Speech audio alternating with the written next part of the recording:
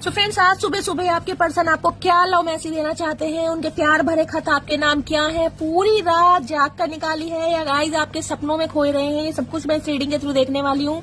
तो बिल्कुल पॉजिटिव हो जाइए। अपने पर्सन का नाम मन ही मन में 3 बार रिपीट कीजिए। गाइस कमेंट्स बॉक्स में जाकर हर हर महादेव टाइप कीजिए, रील को शेयर कीजिए, पेज को फॉलो जरूर कीजिए ताकि आपका यूनियन जल्द से जल्द हो सके। लेट्स सी आपके पर्सन आज क्या मैसेज देना चाह रहे हैं। I am working up the courage to come to you. Guys आना चाह रहे हैं लेकिन आपसे डरते हैं। इनकी हवा खराब कर रखी है आपने, क्योंकि जो इन्होंने आपका दिल दुखाया है ये डायरेक्टली आपके पास नहीं आ सकते। कुछ चाल चलते मुझे दिखाई दे रहे हैं। I am wearing mask of ego. Ego ये बहुत ज्यादा है, घमंडी इंसान है। ये चाहते हैं कि आप इनके पास आए, इन्हें झुकना ना पड़े, लेकिन गाइज आप भी कहीं ना कहीं इन्हें झुकाकर ही मानोगे।